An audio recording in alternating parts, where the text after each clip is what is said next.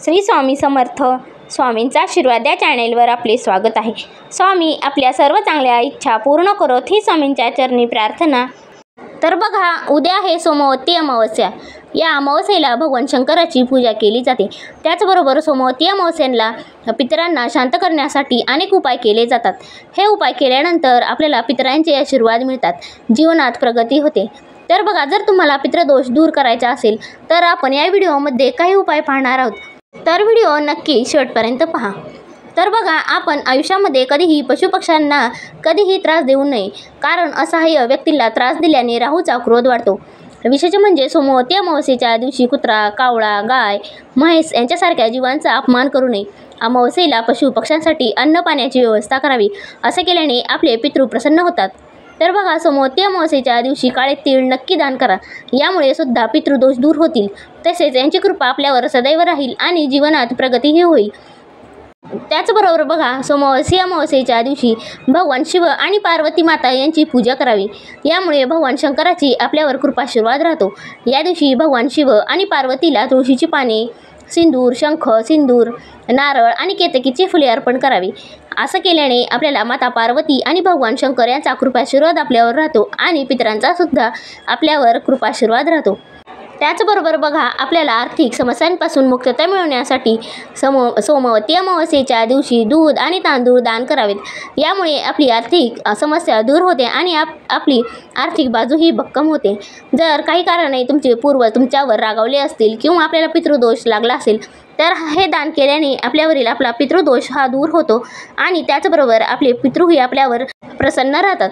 हिंदू धर्मात पिंडदान करण्याचे खूप महत्त्व मानले जाते. जर काही कारणास्तव तुम्ही तुमच्या पूर्वजांचे पिंडदान केले नसेल तर तुम्ही या सोमवती अमावस्येच्या दिवशी आवर्जून पिंडदान करावे. हे पिंडदान केल्याने आपले जे पितर अतृप्त असतील, त्यांचे अतृप्त आत्मे असतील, ते अतृप्त आत्मे हे शांत होतात.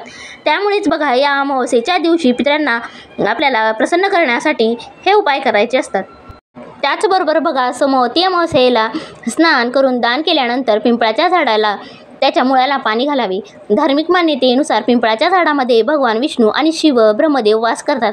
पिंपळाच्या झाडाची सेवा आणि पूजा केली तर पूर्वजांना लाभ होतो, त्यांचे दुःख संपते आणि त्यांना मोक्षाची प्राप्ती होते असे म्हटले जाते. म्हणूनच या सोमवती अमावस्येच्या दिवशी पिंपळ या वृक्षाची सेवा करणे सुद्धा खूप महत्त्वाचे मानले गेले आहे. त्याचबरोबर बघा, अमावस्येच्या दिवशी सायंकाळी सूर्यास्तानंतर शुचिर्भूत होऊन देवापाशी दिवा लावा, अगरबत्ती लावावी आणि महादेवाची आरती म्हणावी. त्यानंतर कापूर आरती घरभर फिरवावी. त्यानंतर महादेवांना पांढरी फुलं, बेल व्हावे. तसेच आकाशाकडे बघून चंद्राला स्मरून तुळशीजवळ चंद्रासाठी एक फूल आणि अर्पण करावे आणि त्यांची छोटीशी पूजा झाली की पुढील दोन्ही स्तोत्रांचे मनोभावे पठण करावे. या स्तोत्रांमुळे महादेवाची आणि चंद्राची कृपा लाभून आयुष्यात आलेल्या कामांमध्ये गती मिळू लागते आणि सर्व अडचणीवर मात होते. तर या अमावस्येच्या दिवशी शिवाष्टक स्तोत्रम हे म्हणायचे असते.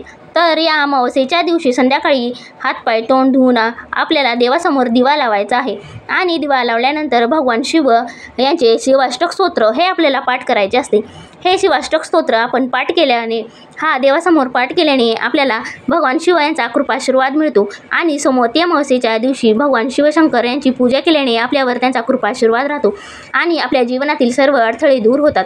तर बघा, या अमावस्येच्या दिवशी आपल्याला भगवान शिव आणि माता पार्वती यांची सुद्धा पूजा करायची असते आणि अमावस्येच्या दिवशी किंवा सोमवती अमावस्येच्या दिवशी आपल्याला पितृ निवारण्यासाठी काही उपायसुद्धा करायचे असते.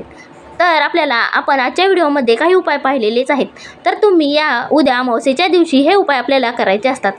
तर बघा, या व्हिडिओमध्ये सांगितलेले उपाय आणि माहिती तुम्हाला कशी वाटली हे नक्की कमेंट करून सांगा व आपल्या स्वामींचा आशीर्वाद या चॅनेलला सबस्क्राईब करा. श्री स्वामी समर्थ.